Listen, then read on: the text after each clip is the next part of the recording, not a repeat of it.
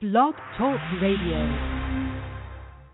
Welcome to the Nonprofit Coach with Ted Hart, the most listened to internet radio show in the nonprofit sector, dedicated to helping your charity succeed. It's no secret that combining online and offline techniques is the key to modern-day fundraising success, and practical advice is what you need. The Nonprofit Coach with Ted Hart is the perfect landing point to learn from experts around the world who provide advice you can use. Ted Hart is without a doubt one of the foremost nonprofit thought leaders, also a successful author. His books range from successful online fundraising to the use of social media and how to make your nonprofit green. Guests on the Nonprofit Coach are leaders in their field who share tips and trade secrets for nonprofit management and fundraising success. Ted lectures around the world, but now he's here for you. From the latest in charity news, technology, fundraising, and social networking, Ted and his guests help you and your organization move to greater levels of efficiency and fundraising success. This is a live call-in show. Add your voice by calling 347-324-3080. After the show, you can find all our podcasts at tedhart.com. Click on Radio.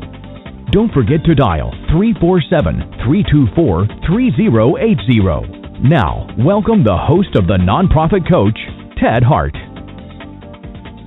And welcome here to the latest edition of the Nonprofit Coach. Thank you so much for joining us. Today is December 2nd, 2014. Just as Black Friday and Cyber Monday kick off the holiday shopping season, Giving Tuesday is the opening day of the giving season. As you begin thinking of giving, it's important to understand rules of the road, to give wisely, and to make sure that your gift goes in the right direction. And that's why we're dedicating today's Giving Tuesday edition of the Nonprofit Coach to giving wisely. We're going to start off with our page one news, and we will have Gabe Cohen with us from GuideStar with tips on how to give wisely. I will share with you some tips on how to give internationally from CAF America to give wisely around the world. And then our page two expert, Ken Berger, is here with us from Charity Navigator, who will give his tips on how to give wisely as well. So give wisely, give on Giving Tuesday, and we're going to start with page one news.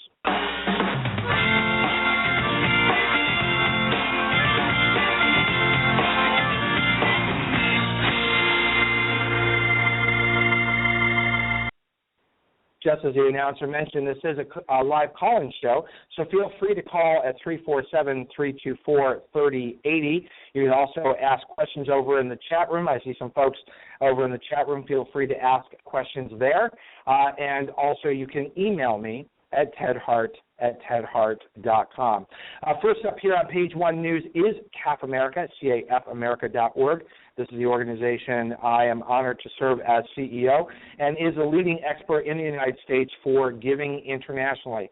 As a U.S. citizen, corporation, or foundation, you can make gifts internationally, and as a corporation and a individual or family, you can receive a tax deduction. However, you need to follow IRS regulations to make that possible.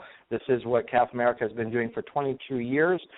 We are pleased to be named by the Chronicle of Philanthropy and the Philanthropy 400 as the 278th largest charity in the United States. As such, we are approaching $100 million of donations from donors receiving tax deductions and making wise, impactful gifts to charities around the world. You can find us at CAFamerica.org. That's CAF as in Frank, America.org. Next up here on page one news is Gabe Cohen. As promised, Gabe Cohen is here from GuideStar. Welcome back here to the Nonprofit Coach, Gabe Cohen. Hey, Ted, how are you? Happy Giving Tuesday to you. Hey, happy Giving Tuesday. Great to have you here on the show. Of course, one of the leading experts of giving wisely in the United States is GuideStar. Just remind our listeners in the Nonprofit Coach, 6 pillars of success for online giving. Number 2 is GuideStar, completing your GuideStar profile. And you're going to walk us through that process, why that's important. So bring us up to date with the GuideStar Minute. Yeah, absolutely, and we appreciate the kudos, Ted. One of the things that I want to focus on to your audience today is making sure that they take the time to fill out their GuideStar profile. It's this information that really is that we spread out to the world that helps get the word out about what these charities are doing to make the world a better place. So we want to make sure that your audience and the nonprofits out there are taking the time to go onto the website is guidestar.org/exchange.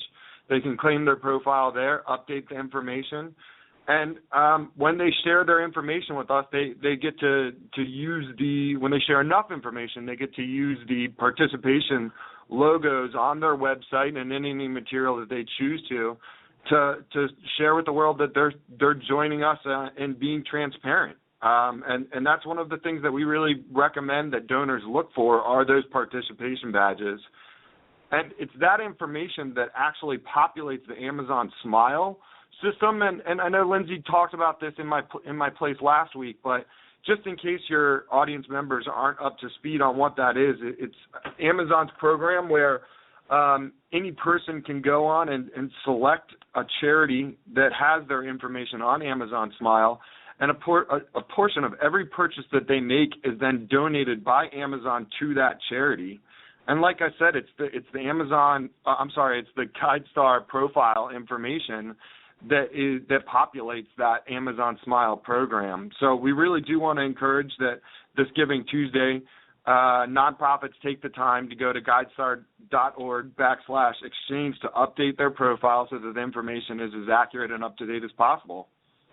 Yeah, I don't think we can cover that information too often because, like a lot of things that we talk about here on the Nonprofit Coach, where some of our listeners may be experts in this area, others may not, and it's also a very intensely complicated and difficult time of the year for most nonprofits. So I think just reminding nonprofits of how important it is to keep your information up to date, to go to guidestar.org if you've never done it before. Walk them through exactly where they would go on your website at guidestar.org to start the process, because if you haven't done it already, getting it in place right here on Giving Tuesday, we talked about last week having Giving Tuesday be sort of the mark on your calendar to have your profile up to date, but you certainly want to have it done before the holidays are upon us. Yeah, exactly, to take advantage of the rest of the kind of 2014 giving season, if you will. And what nonprofits would do if they haven't claimed their account is actually to just go to guidestar.org/exchange, and then the number 2 bullet right there is claim and update your nonprofit's report. And it's a pretty easy process, and they can walk through it that way. And once they claim their report, they can go in and update all their information and make it as timely as possible, which is really nice because, as you may know and as our audience may know, most of our information is originally populated from 990s from the IRS, but we want to give nonprofits the chance to get their information directly out there to the public, much more timely if they just go in there and do it themselves. And you know, over 7 million people every year are looking at that information on our website. So it's in a lot of people's eyes that go in there and look at that information. So we do want to make sure that people are taking advantage of that opportunity.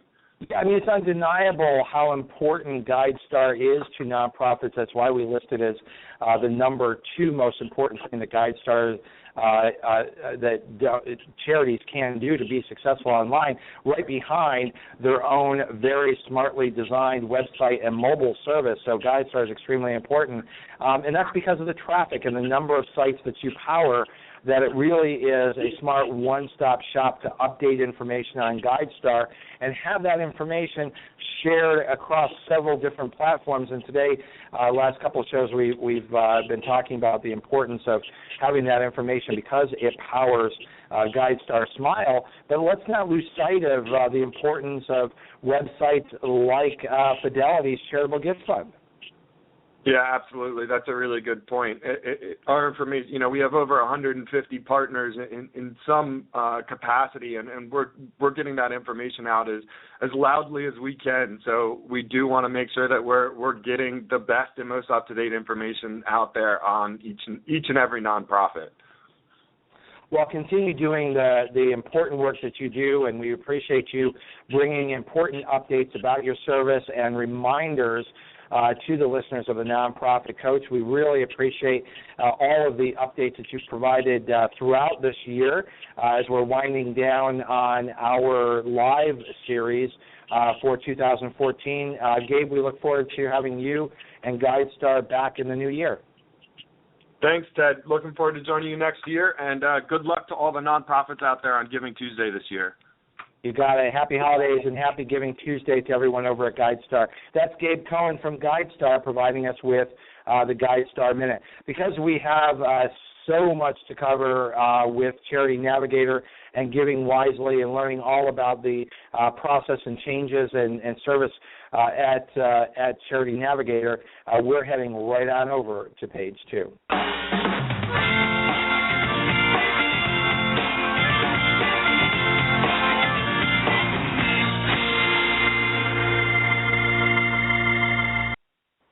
Ken Berger is President and Chief Executive Officer of Charity Navigator.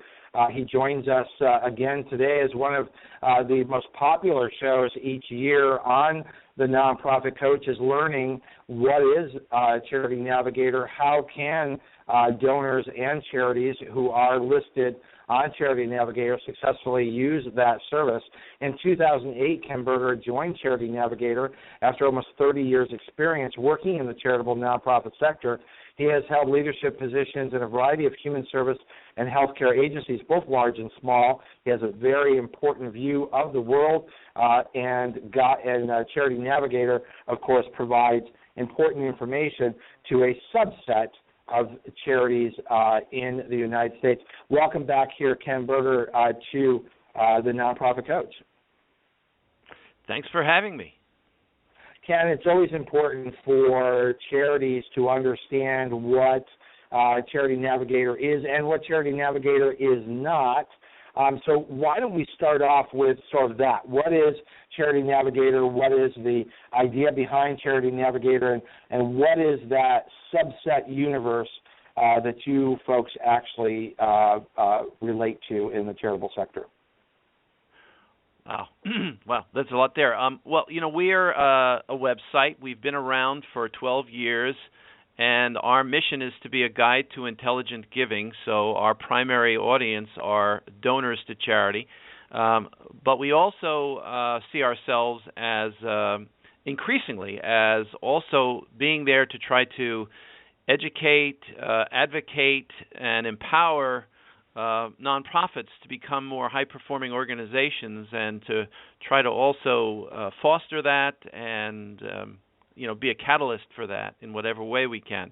But the website, the core of the website is rating charities from 0 to 4 stars on a number of measures, and those measures have been evolving over time, and I'd love to tell you about that. And then there's all kinds of other tools and tips on the website for charitable givers, social investors, and also I think for nonprofits in terms of what we've learned as what are the best practices out there and how nonprofits can improve and become as high-performing as they can. When you talk about the subset of nonprofits that we look at, in a nutshell, they need to be 501c3 organizations, so what the IRS refers to as public charities, not private foundations, not any other kind of 501c. And in addition to that, we look for organizations that are over $1 million in annual revenue. And a third key slice that I think is important that people may not realize is we're also looking for organizations where a significant amount, in other words, at least 40% of their funding is coming from private contributions. And so those things are what creates that subset.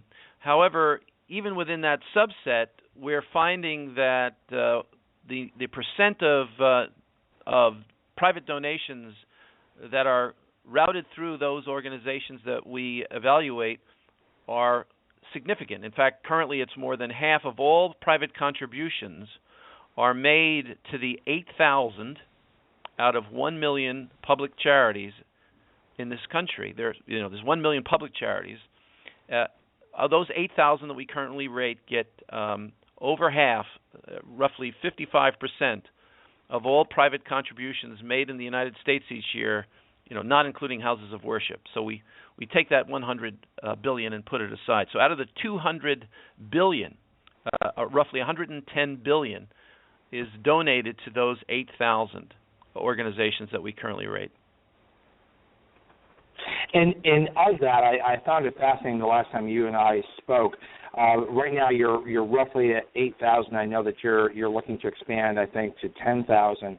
But give the audience a sense of how much, in terms of donated dollars, that actually adds up to of the entire pie. Because I think one of the fascinating things last time is how concentrated giving is in the United States. Even though there's 1 million plus charities in the United States, it's a very large population of charities.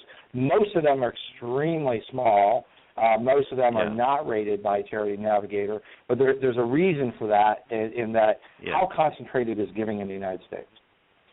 It's amazingly concentrated, as is the scale and scope of the nonprofit sector. And I refer people to some of the work from the Urban Institute.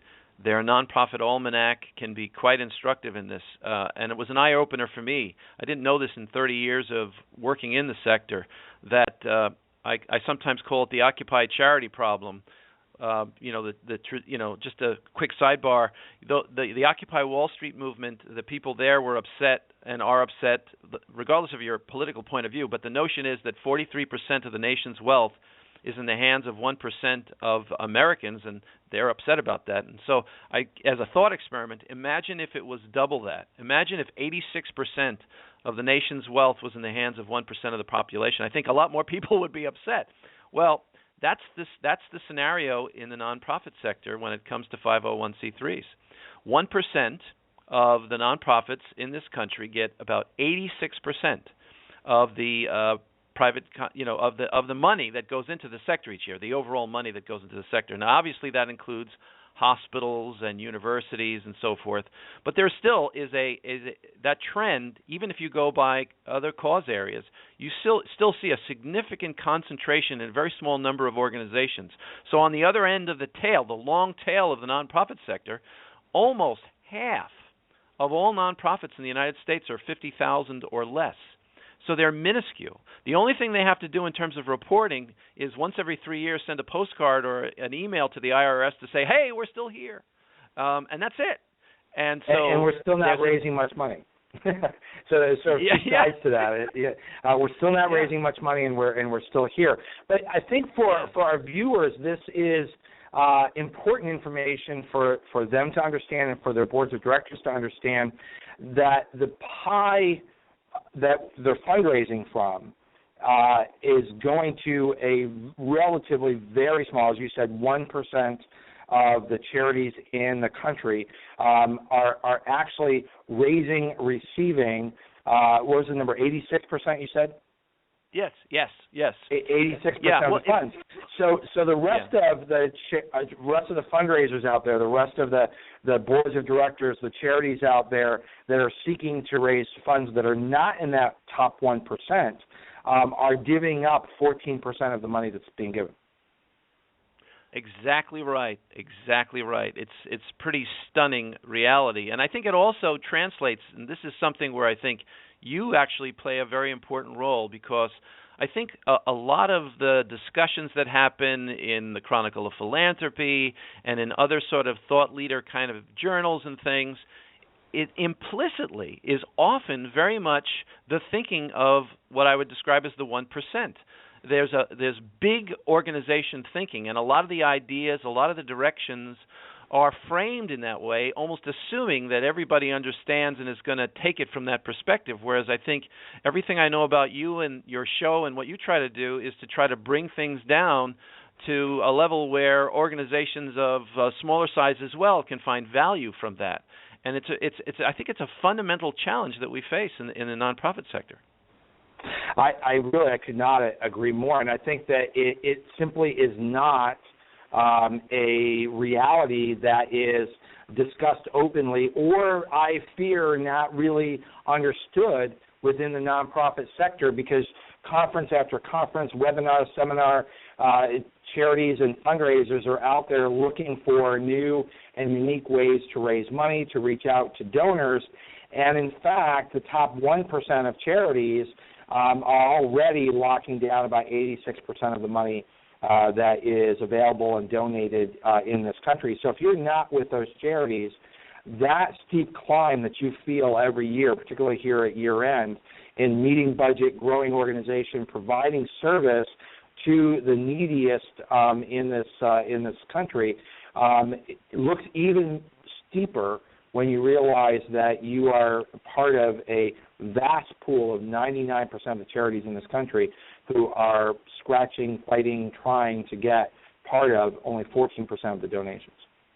And I would add to that, just to underscore, when we look at foundations, out of the, let's say, 82,000 some odd foundations that give out money to U.S. registered nonprofits, about 50 of them have about half the money and give out over half the money.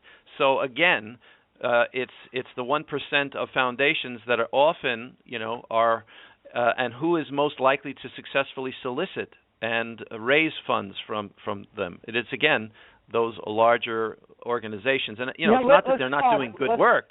It's not doing good work. It's just why it's a challenge. That is the case. I want to break that down. Why do you think that is the case? Of course, empirically we may not be able to nail that down, but you see this market for what it is, not what people would like it to be. You see it for the reality that it is. And with that concentration in giving, is that because there is a need for more skilled professionals to help advise charities in how to succeed, or is the story that top 1% of charities got there first, have the professional talent, and know how to solicit, and so therefore they are just that much better at getting that money? Yeah, I think there are a variety of factors that come into play, but, one of the things that's just sort of striking for me is that because of the challenge a fundamental challenge that I think we have of having adequate amount of meaningful information available to donors and available to, and the capacity of most nonprofits to be able to provide that because of their limited resources. The default often is whoever has the best fundraising, marketing scope and breadth and capacity is going to win the race. And of course, fundraising is extremely important, but capacity to do it, and brand awareness may trump what is the most effective organization or the one that has the most creative potential, just because of the nature of the concentration and the capacity to get your name out there. So it's a real dilemma, and I think we see that in practice. All the research shows that the number of nonprofits that are able to scale up each year to a significant level is minuscule. So our challenge in the nonprofit sector of getting money for scaling, money for growth and development is extremely limited, and so the game is pretty much fixed for most. It's a real dilemma, structural dilemma that we have. And I think efforts like social businesses and these creative new ideas are one of the ways that people are trying to figure out a way to overcome this scaling challenge that we're facing. So back to Giving Tuesday and what this day represents and the hope for Giving Tuesday. What's the story here? Is it the celebration of the top 1% being successful year over year, or is it looking to some signs of democratization of philanthropy? Well, I was there with the guys who had the beers over Thanksgiving dinner that came up with the idea, and they presented the idea to myself and a group of us, and I can just tell you the spirit of their idea was essentially, to to give back for the public, after Black Friday and Cyber Monday, to really think about giving. I don't think that this notion of that this challenge that we've discussed was front and center. I think it was a very incredibly noble and important idea, and there is an opportunity here for organizations of every size to take advantage and to educate and to spread the word and to get people to give. On the other hand, Giving Tuesday in and of itself is not going to solve the problem we've described, and Giving Tuesday is therefore going to some degree, you're going to see that reflected. The people who are going to give to brand name large nonprofits will do so. But there is a hope, I think, that as the all boats can be lifted in some sense as the charitable pie expands, and hopefully also that online is an opportunity for what you describe as democratization. It's one of the tools that can make little organizations really be powerful. I point to Charity Navigator. I sometimes think of us as the mouse that roared. We actually are a very small organization, but we now have a global reach and a global impact. So there are ways to get around this problem, but I think it's important to be sober about the challenges and the obstacles. But Giving Tuesday is, I think, an important opportunity for people and for nonprofits to find creative new ways to expand their reach, to get more people knowing about them, and to get people to give more. We are here live on the Nonprofit Coach here on Giving Tuesday with Ken Berger, the President and CEO of Charity Navigator.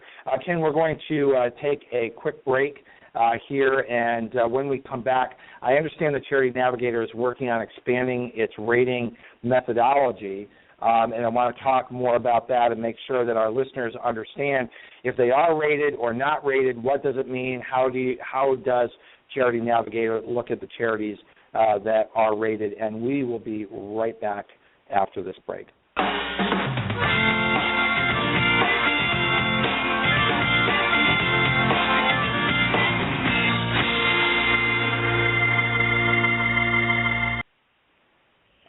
Every day, millions of people are online, many of whom want to help, volunteer, and donate to a good cause.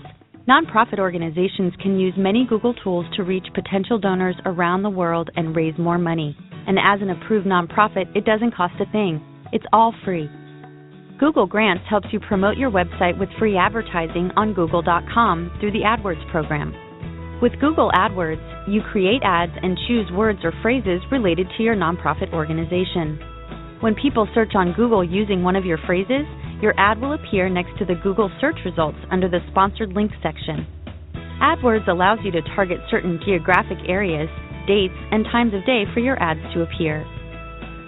YouTube for Nonprofits is another tool that can boost donations to your organization. The program offers a number of perks that get your message out there and drive viewers to take action and donate.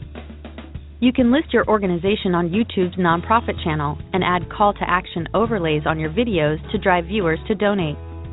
Need help analyzing your website traffic and marketing effectiveness? Google Analytics is a free tool that will give you rich insight and help you increase the number of people that visit and donate to your site. Google Analytics can be invaluable to many people in your organization, such as development directors, marketing staff, and your web team. There are many other tools that can help you reach more donors and raise funds, like Google Checkout, where you can process credit card donations with no transaction fee, Google Sites to create a free website, and Website Optimizer, where you can figure out the best landing pages to turn site visitors into donors. To get started, apply for Google for Nonprofits today.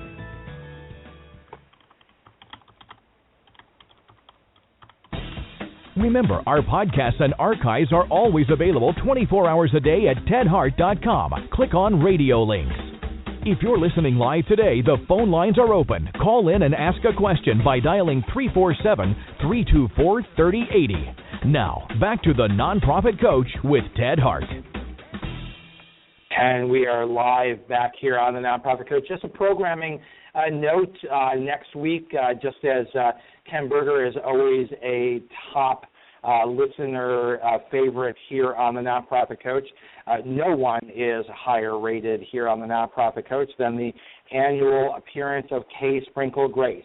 And that is next week. Kay Sprinkle Grace is always our last guest of the year. And Tuesday, December 9th, is our last live show of 2014. We will then be on holiday hiatus until we come back after the holidays. So do not miss our show next week here live on the Nonprofit Coach, 12 noon Eastern, 9 a.m. Pacific. Kay Sprinkle Grace here on the Nonprofit Coach. Back here with Ken Berger. So, Ken, this issue of expanding the reach, I guess, if you will, of Charity Navigator, expanding your rating methodology from 2 to 3 dimensions by adding metrics around reporting results. What is that all about, and how's it going? Well, it all started when I got here 6.5 years ago, and having done direct service for 30 years prior to that, and not being entirely knowledgeable on rating systems and so forth, and going to my first conference at the independent sector and being told, you need to expand your rating system. It's not looking at what's most important. What's most important are the outcomes, the impact, the results of the work of nonprofits, and you're just looking at one slice, the financial, and and when it comes to overhead, I think you've heard those before. I won't belabor it. And so we went about a process over the years to address that concern that was expressed, and to consult with experts to find what would be the most meaningful rating system. And so that's what led us to migrate from a one-dimensional focus on finance to a three-dimensional focus, which is where we are in the process of going currently. So the second dimension that was added, we call it accountability and transparency on the website, but a more accurate term would be governance. And then the third area is, as you indicate, results reporting. And we think that those are the three pillars for making wise charitable giving decisions, and for nonprofits to have those three things well managed and well reported on, as well as, of course, capable leadership to steer everything forward. And I use the concept of a tricycle, 2 small wheels in the back, and that's finance and governance, and the big wheel in the front is what we call results, and the capable leader sits on top of that tricycle. The notion of the 3 wheels, the 2 small wheels in the back, sometimes are forgotten. There are some experts that nowadays say it's all about results, that's all you should care about. But those of us who run nonprofits know that without good financial management, today's results can be tomorrow's bankruptcy, and without good governance, today's results can be tomorrow's unethical scandal of an out-of-control person in leadership that's not being adequately supervised and, good practices in place at governance level. So that's what we've done, that we've been moving toward. We started with 7 metrics when we began on finance back in the day. Today we're up to 39 metrics, so there are 7 on finance, there are 17 on governance, and then the balance, which my handy-dandy math today, I think it's 15, is on results reporting. And results reporting is not yet rated by us, but we've been gathering the data. So currently our ratings are based on governance and finance, but we've been gathering this data for 2 years now, and I can share some of what we've learned so far. But our goal is to rate the nonprofits on this by 2016, and actually by the end of next year we should have this information gathered on fully 9,000 charities, which is how many we will be rating by the end of next year's 9,000, so that by 2016 we can actually flip the switch and start rating on this.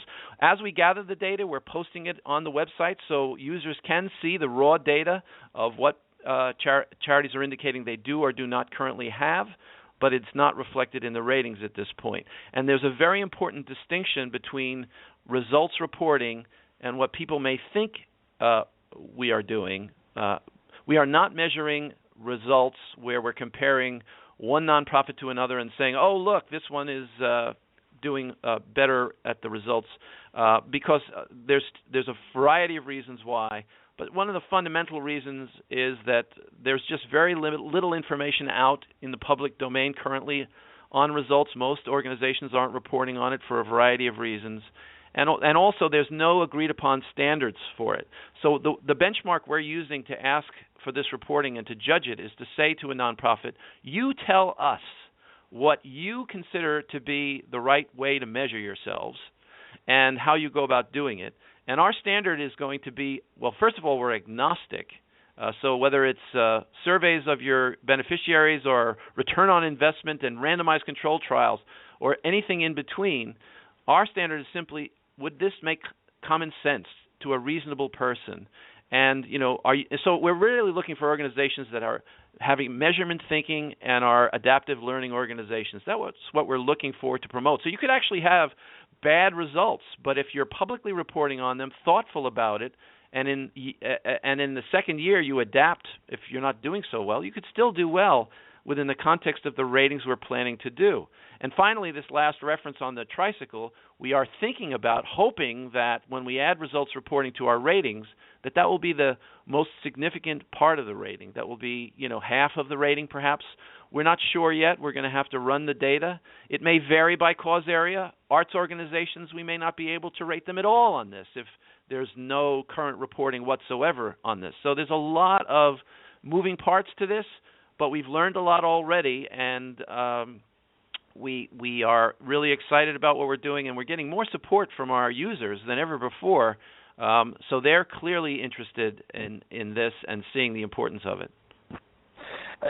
Speak to me about the criticism of in moving in this direction, which is certainly being impactful and measuring and transparency is extremely important, but some see the sort of attempt at standardization of that process as sort of wringing risk-taking out of the process because risking will then lower your score, and then therefore donors will abandon you.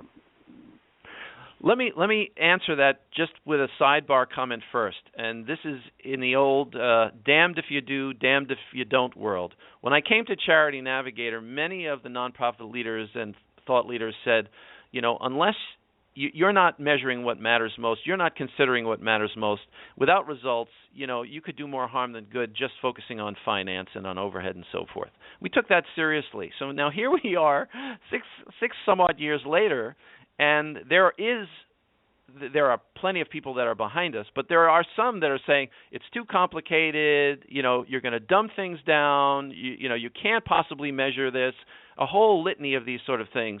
And there is a certain amount of, hey, wait a second, you told us to do this, and now what?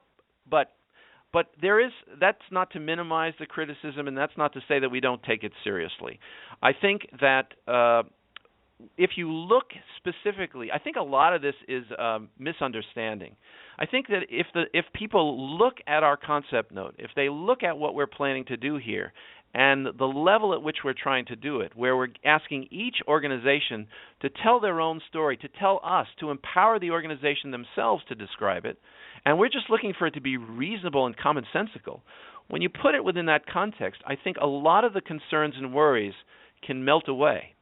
I think that the real problem, the real fundamental issue here is that we have a lack of funding for nonprofits to be able to do this stuff. A lot of, I do. A colleague of mine did a play at a conference recently where, in the past you'd look at foundations and other big funders and they'd say, "Show me an an output or an activity," and they'd give you a set amount of money. Now those same funders are saying, "Show me an outcome or a result." They're not giving any additional money for infrastructure support. They're not giving any additional training, and so nonprofits are sort of being put into this bind, and that is what I see as if I was to put my finger on the biggest problem and challenge, that's the problem. It's not that Charity Navigator is going to oversimplify and reduce things, because we want you to tell us. And if you think your measuring at this point needs to be rudimentary and it's just a survey of your people that you serve periodically, just doing some measurement and having some measurement thinking is really what we're talking about here. So it's a lot less scary on one level. But because of the capacity problems that nonprofits face and the lack of willingness of funders to really fund the infrastructure to build performance management systems, I think that's really where the problem lies. Yeah, and I think I agree, and there certainly are some big voices in the foundation world that are starting to focus on this notion of not enough support to grow and build the infrastructure of a strong, well-run charity, and I think it has been, many years, probably too many years, of sort of, fund the new project, and so nonprofits are sort of from one new project to another new project, but without that sustainability factor really built in from the beginning. Right, and that sort of I assume you're aware of the overhead myth letter that Jacob from GuideStar and Art from BBB and I had put out a year and a half ago. Well, we're very supportive of that, and we'll give a little bit of a teaser for the new year, because I know that our producer Diane Peach is working on getting all of you together to draw attention to that. So why don't you give a teaser to that, because I think that is a very significant and very important statement that the three of you, and I think it's significant that the three of you came together to do that. So give us a little bit of a teaser, and then we're going to have you back in the new year. Well, real fast, a year and a half ago we came together roughly and put out this letter saying that overhead should not be the primary metric that people consider when it comes to the performance of nonprofits, and it should be about the results in particular and a variety of other things. And we urge people to sign on to the letter. Many have, and they're sharing it with some of their big funders to some success, and we're thrilled with that. We just put out a second letter about a month ago, and the first letter was to the donors of America. The second letter is to the nonprofits of America, and that letter is, listen, if we're going to tell our donors to not focus on overhead and focus on results, we now have a challenge, because until we have more public reporting of meaningful information on results, our donors are going to be sitting on their hands. And so we have got to do whatever it takes to educate our funders and to get that infrastructure in place to begin to report on what matters most. And hopefully we won't have to do 1,000 reports of meaningless information, but just one really important report on what matters most in meeting our mission.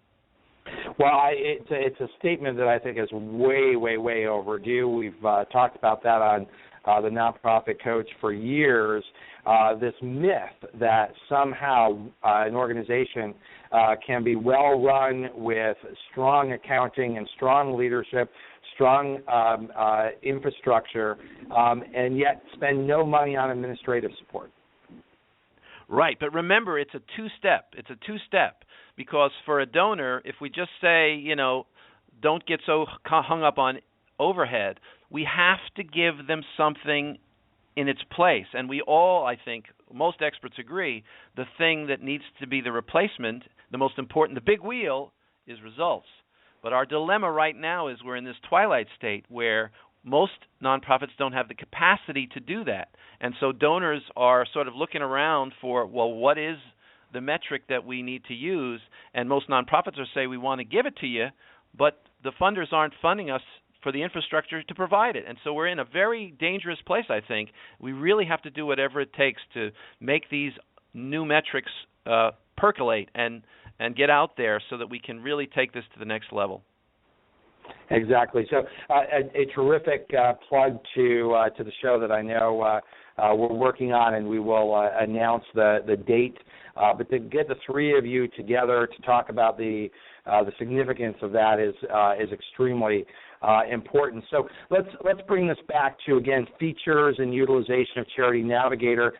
What is the Vote Now feature? So we are trying to empower our users to have an even greater voice in what we do next.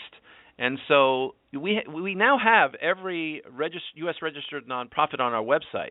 So if you search for a nonprofit and we don't rate it, there is a whole unrated section. So there's 1.5 million organizations on our website now, and they're 990s, and you can access that for free.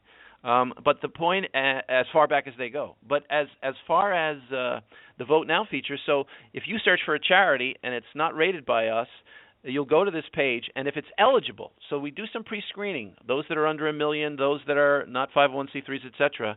So it says, well, it appears that it's eligible, and if you'd like to vote for it, we will, keep a queue of votes, and we'll prioritize which charities we rate next according to the number of user votes we have.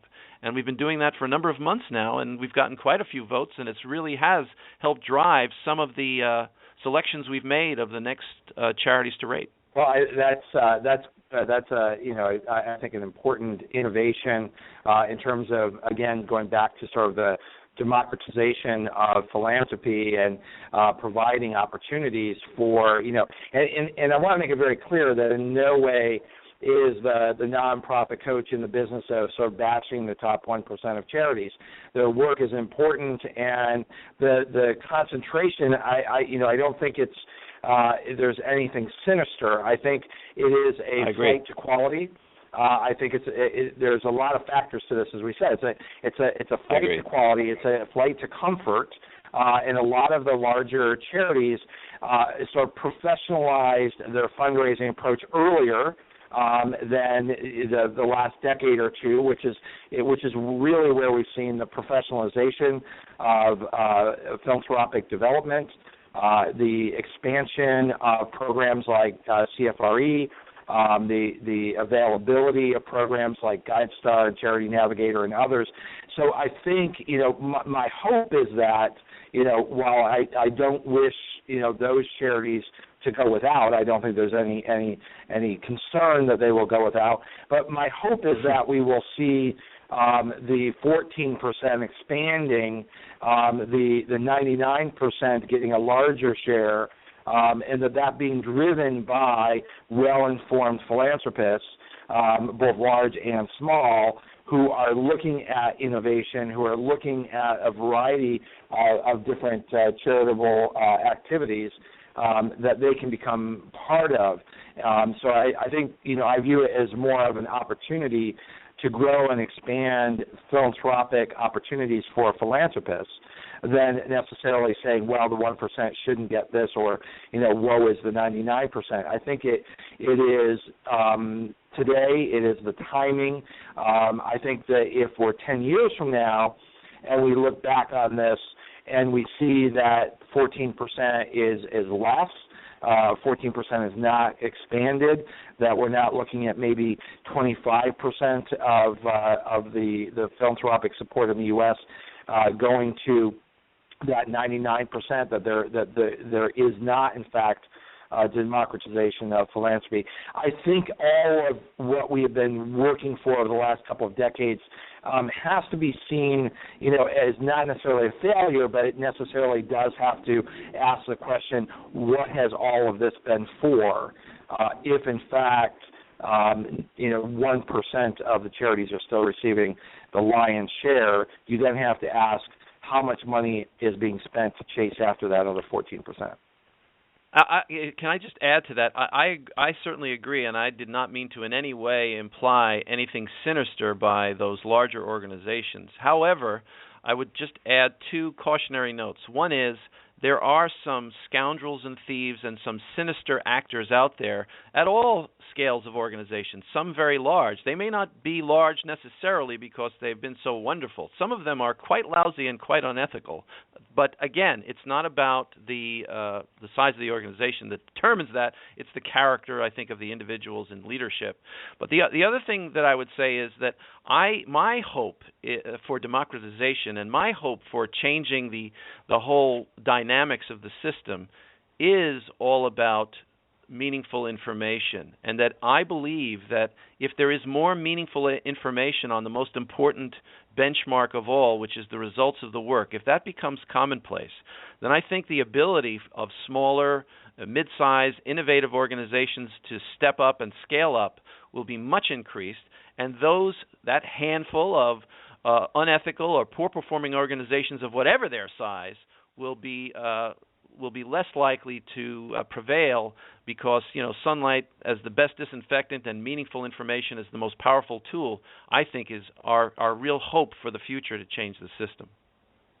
Well, I think there is a need to continue to push for that. I think the amount of information that is available to donors is unprecedented. I think that can also come with it. It can be confusing. I think that it can be overwhelming. And I think that's where the importance of solid advisors, solid professionals that can help philanthropists in that process becomes even more important. Yes, and I think all the research that GuideStar, Charity Navigator, Hope Consulting, it all indicates that for the vast majority of donors, the key is that it has to be free, easy to understand, easily accessible, and sort of peeling of an onion. Some people are only going to look at the outer shell, and they're going to trust those advisors that everything that's of critical importance is embedded within that, and we need to build our systems accordingly. I wonder if you feel that in the abundance of information and in the what can seem more complex in today's world, if that is seen as good news for donors, or if in fact donors are concentrating their giving even more because it's seemingly more complicated. I think that you make an excellent point again, and that I think I don't know that there's any current compelling evidence. We have anecdotes, but certainly there's been an explosion of websites for charitable giving, explosion of websites as intermediaries, if you will, and with that, diversity, there is the value of more information and more viewpoints, which can be a wonderful thing. But as you say, for the average donor that wants it, that only has a few minutes to look at this stuff, there is a danger that it can lead you to tilt with information overload. And part of Charity Navigator, I think, our success and what we want to hold on to is this peeling of an onion model, where everything, the results, the governance, the finance, is all embedded into one rating. And we hope that you will click through and look at further information. But if you don't, and or if you have and you trust what's behind it and you understand what's behind it, that that it will encapsulate that in a powerful way, and most importantly in a meaningful way. But it's but it's a real challenge that you described, Ted, and I think it will continue to be so. I mean, the barriers to entry for anybody to put up a website are virtually zero. So anybody in their basement can scrub information and put something together, and God help us as to whether or not it's necessarily a good or bad thing. Yeah, and where do you go, and how do you know that you are standing up? I just tweeted out, and I don't mean to throw you a curveball here, so I'm not going to ask you to be an instant expert on this, but I tweeted out today just sort of reminding people of a project that you and I worked on several years ago, and that is posted on the Charity Navigator website. Is the e-philanthropy online code for charitable organizations, and the e-philanthropy code of ethical online practices. And we did that together several years ago as all of this was new, but I think it's even more important today for charities to know about the Code of Ethical Online Practices that we worked on together several years ago, but also to measure themselves against how transparent are they, how are they treating donors online, and while you want to be there to raise money, are you in fact during this holiday season viewed by the donor community as a reputable online source? Even though you may not feel like you're an expert in that area, I think all charities are measured by best standards of the Internet. Yeah, well, my goal at the end of this is someday to be your seventh pillar for online. Yeah, well, I think that what's important is certainly the resource. I think for a lot of charities, not being rated, of course, continues to be seen by some donors as a slight. whereas if they understood the model, they would know why the charity isn't rated. But I think the fear of a lot of charities is that donors don't necessarily get to that level of nuance. And obviously, you're a small organization. There's only so much that you can do. And as we've made the case very strongly here, you are measuring where the money is. But that other 99% of charities that are out there looking at trying to get their piece of 14% of the pie don't have that opportunity to be rated by Charity Navigator. And we do rate, because it's the $1 million is the threshold. That's clearly within that 14%. But we do. Just one last thing. I know your time's running out, but I just one of the things that we are hoping that we can create is a portal for nonprofits where any nonprofit of any size can voluntarily answer our 39 metrics and get an unofficial rating. It doesn't go public, and they're given a year where it won't go public, at minimum a year. Some it may never go public. And then we also want to offer a prescription, if you will, of corrective actions through the resources we're aware of in the world to help you to improve your practices, your performance in those areas where you may not rate as highly as you would have hoped within our system. And it also helps us, quite frankly, for scaling up because it's data entry, free data entry for us, which makes it easier, faster for us to eventually rate more organizations. So that's something we hope to see developed in the coming year or so that even more charities can take advantage of what we've learned from all the best practices in the field. Yeah, it's data, of course, is little data and big data is important to manage and to manage well.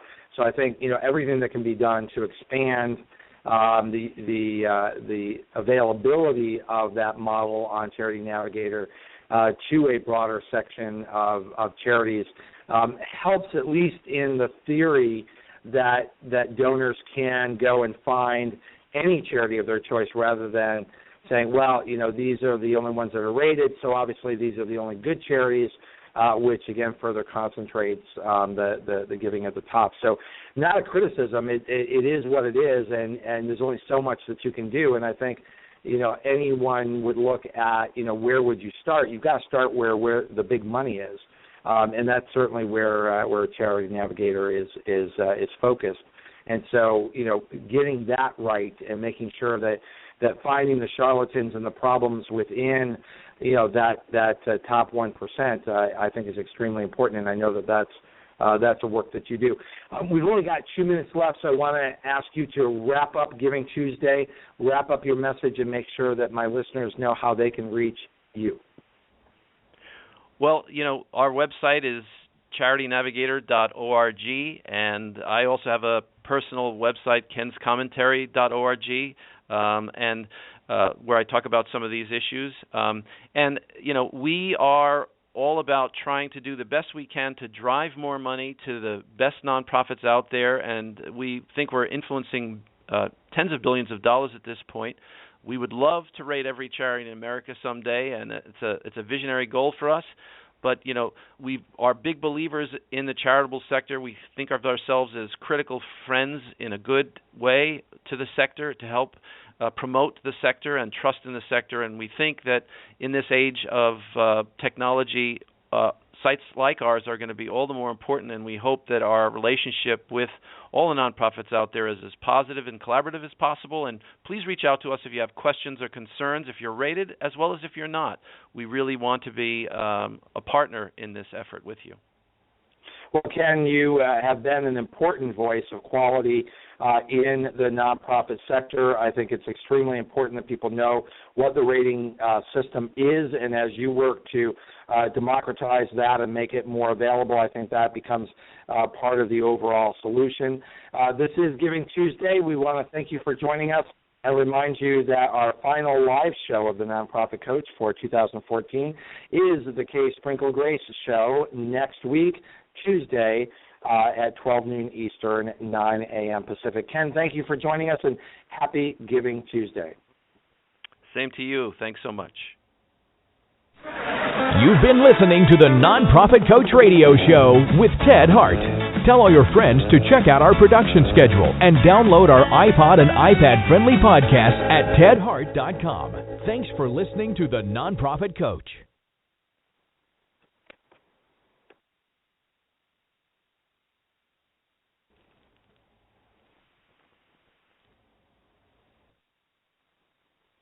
Have you Googled yourself lately? Are there negative posts from an ex-employee or from a former client? Maybe an outdated news article? Search engines don't always get it right. But right or wrong, it's your reputation on the line. That's where Reputation Defender by Norton comes in. Take control with Reputation Defender. Their cutting-edge approaches help you to wipe away unwanted information in your search results. They also promote the good stuff. You can start by getting your free reputation report card at reputationdefender.com or call 800-811-4975 to speak to an expert. Top reasons your career wants you to move to Ohio. So many amazing growth opportunities, high-paying jobs in technology, advanced manufacturing, engineering, life sciences, and more.